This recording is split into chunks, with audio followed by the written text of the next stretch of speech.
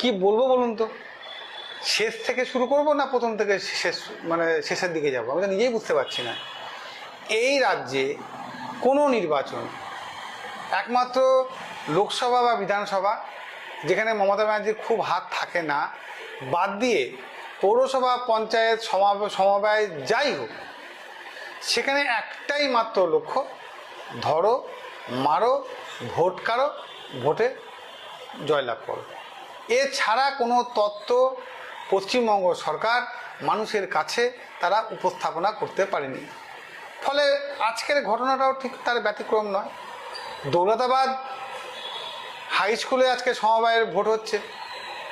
অনেক দিন আগের থেকেই শাসক দল জানে যে অন্ততপক্ষে এই সমবায় নির্বাচনে তাদের অবস্থা ভালো না, শাসক দলের অবস্থা ভালো না, শাসক দলের মানসিকতাও ভালো না।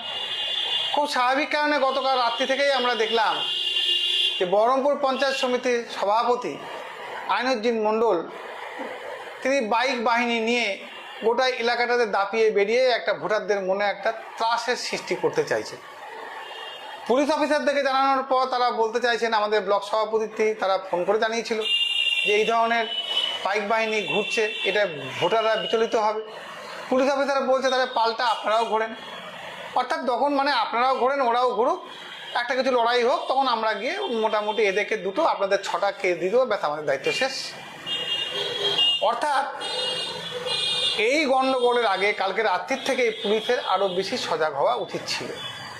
2, যারা গণ্ডগোল করছেন তারা মমতা ব্যানার্জিকে কতটা সাহায্য করছেন জানি না, তাদের নিজস্ব তল্পা গোছানোর জন্য তারা মানুষের মধ্যে একটা ধারণা তৈরি করে দিয়েছেন যে তৃণমূল মানেই দুর্বৃত্ত, তৃণমূল মানেই চুরি ডাকাতির দল, তৃণমূল মানেই ভোট লুট করা দল।